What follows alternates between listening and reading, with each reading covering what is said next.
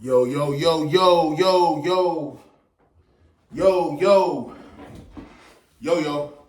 What's good with it? It's the homie Mac, music, art, culture, knowledge. Each one teach one, peace and love. Reporting live from the Dogon.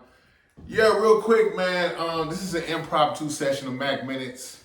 Thumbs up, give me the likes. Thumbs up, give me the likes. Like, share, comment, subscribe. Subscribe to the YouTube channel 82 Kings. You know what it is. Each one teach one. Peace and love. Yeah, this is an impromptu session. Just something that just kind of randomly popped up on my heart and my spirit.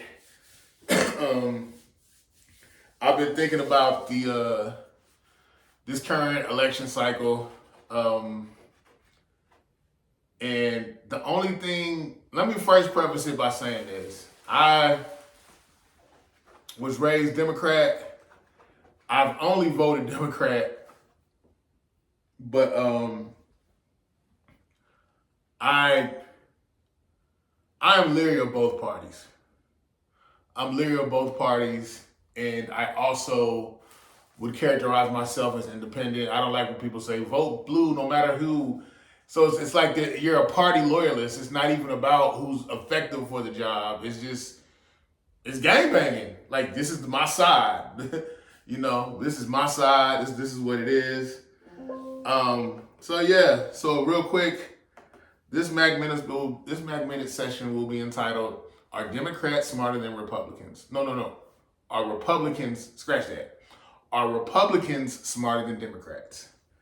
So, yeah, the Republican Party, interestingly enough, was founded in 1854 by anti-slavery activists who opposed the Kansas-Nebraska Act, which allowed for the potential extension of slavery to the Western territories.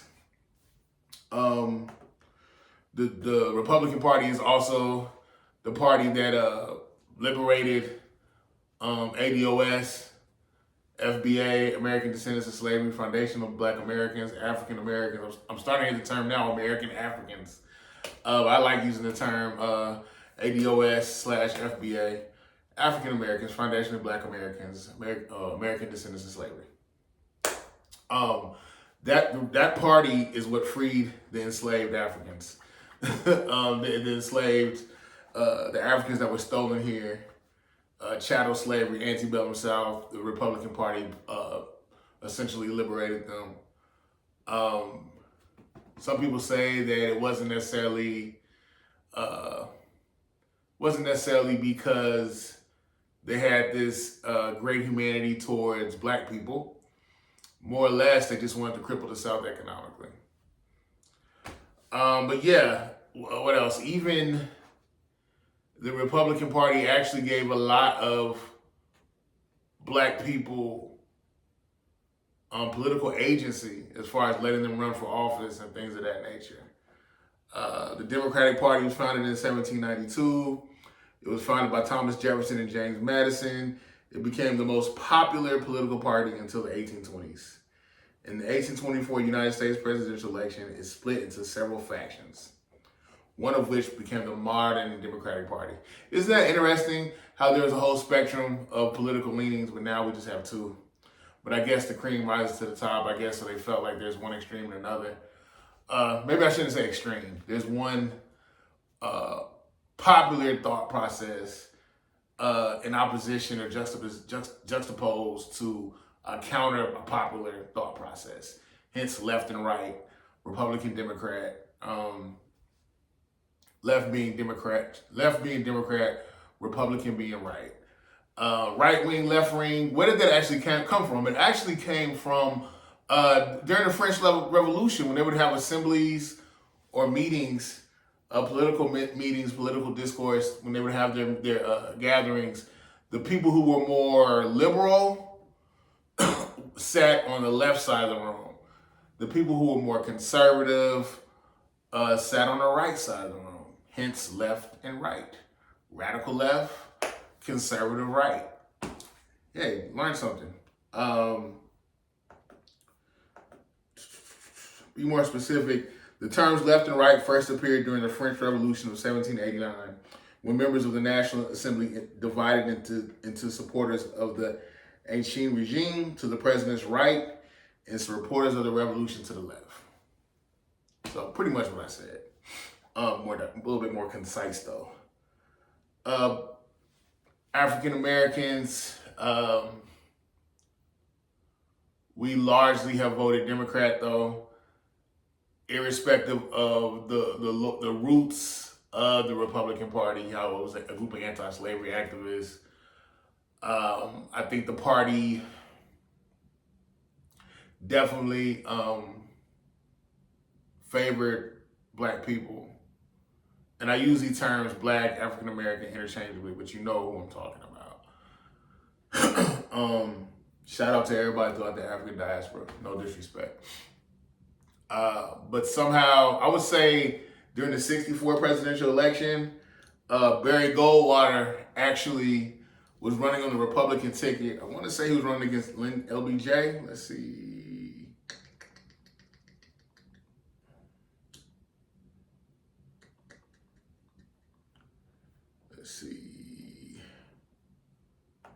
Give me 1 second.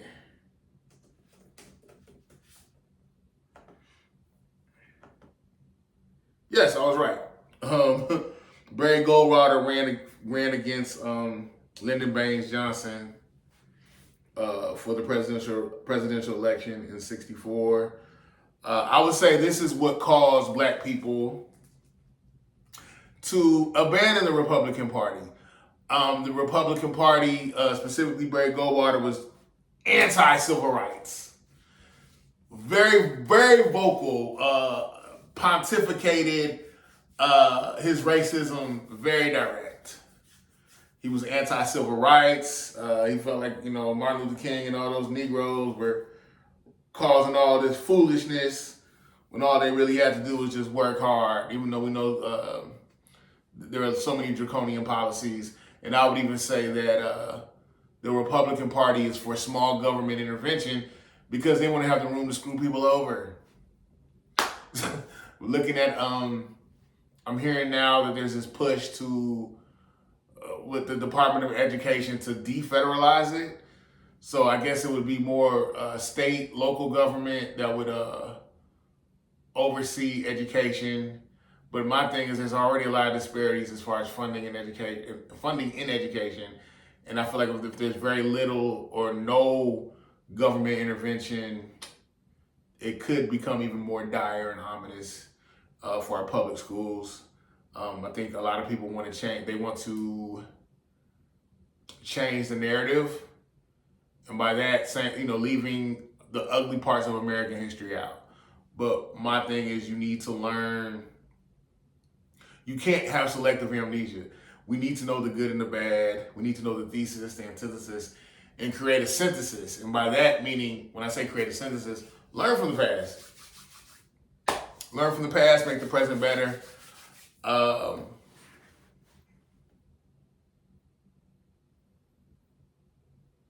know that there's a saying that philosophers have, I think Karl Marx said, philosophers have interpreted society or society.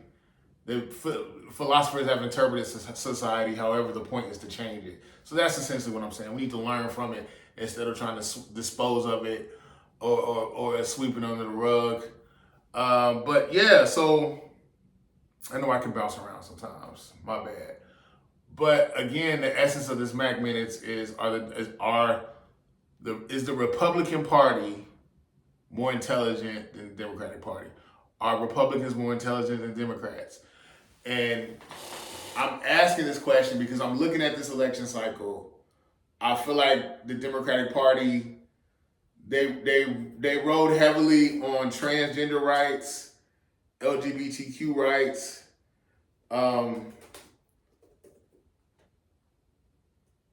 and I have nothing against said communities.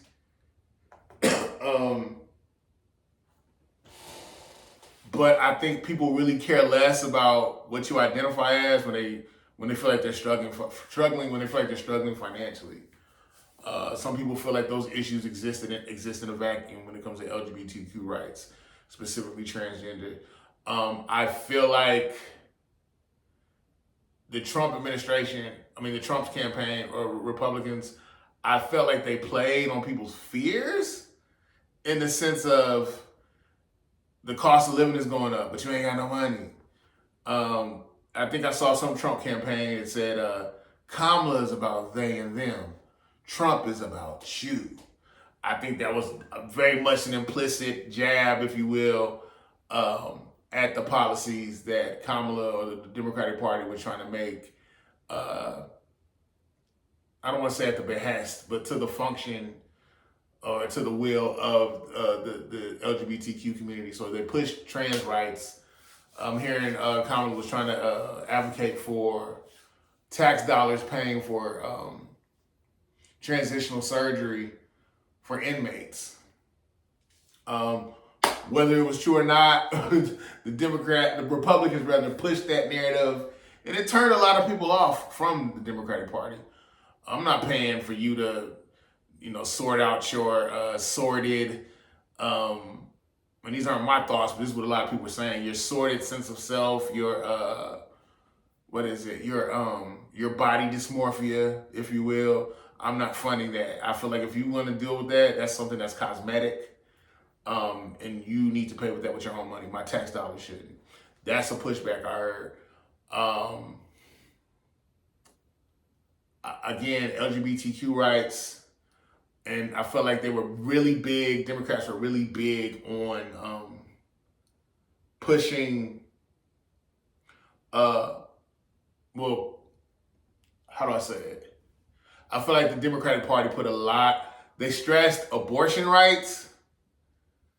I feel like they rode that pony this whole campaign. They rode on that horse that whole campaign. And some people are thinking, man, I'm not even tripping over abortion rights because that's something you have control over. Unless you were like raped, something that went against your will. But no, you sat down and you consensually had sex. I'm not saying this is how I feel. I'm saying that this is a pushback I've heard a lot of people say, from barbershops to grocery stores, to liquor stores. Even hearing people, talk about abortion rights, they felt like that should not have been the centerpiece for anyone's campaign. I am pro-choice, by the way. My only issue with abortion is when it becomes a means of birth control. I believe that I fully support a woman having autonomy over her body and having the self-determination to make choices with her own body. I totally get that. But when overwhelmingly you use abortion as a means of birth control, I think that's unhealthy. That's just me. But yeah, I think ultimately the Republican Party played chess. The Democratic Party, I don't think they did a really good job strategizing. But Kamala, I think her campaign, when they ran with her, it was only like 90 days that she had to really come up with a cogent and effective campaign strategy. But yeah, I'm thinking about the House and the Senate. The House and the Senate are majority Republican, and I feel like Republicans were playing chess. We get people in these positions because we know that the president is not a king.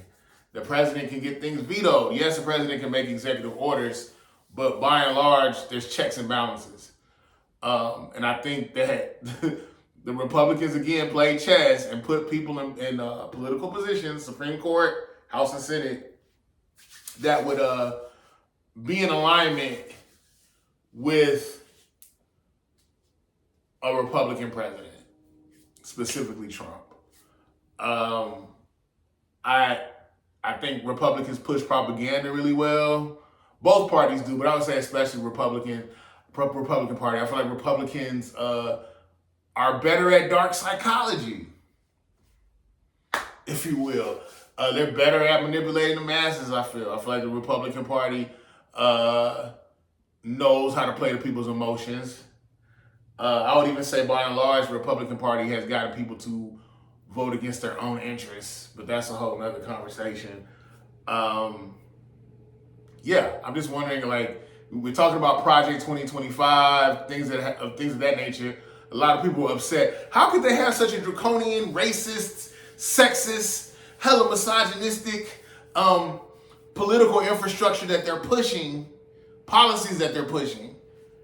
And my thing is, why don't the Democrats have something? Why did they have something strategically lined up to push their narrative? I feel like the Republicans, they're playing the long game. But just my 2 cents. Each one teach one piece of love. It's the homie Mac. I definitely think the Republican Party is more protracted, more calculated. Again, they played the long game. They got the people in the right positions. They were playing chess. Not sure what the Democrats were playing. No shade to the Democrats. I can't even sit here and say like I do feel like black people, by and large, have a lot of conservative Republican leanings. That's why I get kind of confused when people are like, you Uncle Toms. No, a lot of black people are conservative. A lot of black people are pro-life. A lot of black people are anti-same-sex marriage. A lot of black people are for ownership. A lot of black people, want their money, want to make money, are for self-determination. But the thing is, again, Republican parties, I feel like, are for small government, because if the way I look at it is like, let's say your mom and dad put food on the table, and your mom and dad are, in theory, supposed to hold justice in the house. And you got little kids, the brothers and sisters, and let's say there's a big brother who doesn't want mom and dad in the room, because if mom and dad aren't in the room, he can control who gets what. So that's what I think about Republican parties as far as the Republican Party, as far as their policies. I'm in alignment with having strong families. I have a lot of conservative views, a lot of conservative leanings, but I do think I am liberal in some ways. Like I'm not necessarily in favor of same-sex marriage, but at the same time, I don't feel the need to protest it. I don't feel the need to put up a sign and say, "Turn to burn." It was Adam and Eve. It wasn't Adam and Steve. Like, no, I don't feel the need to do that. You live your life. But I am in favor of strong families, traditional nuclear families between a man and a woman. But at the same time, I think people should be able to exist freely, so long as the things that they do are not destructive and disengaging to the point where like people can't live peacefully amongst one another. But yeah, I just think the Republican Party played chess, and I don't know what the Dems were doing. Let's see who they get next year. I think one issue I'm starting to realize about the Democratic Party, a lot of the Democratic cities are largely poor. A lot of these Democratic cities, ran cities, there's a lot of poverty. Again, infrastructure I feel is lacking. And sometimes I wonder, like, why is that? I feel like the Democrats, they get money, government money to run programs, but it's like the people who are running the programs are eating off of this financing, whether it be nonprofit or just things that,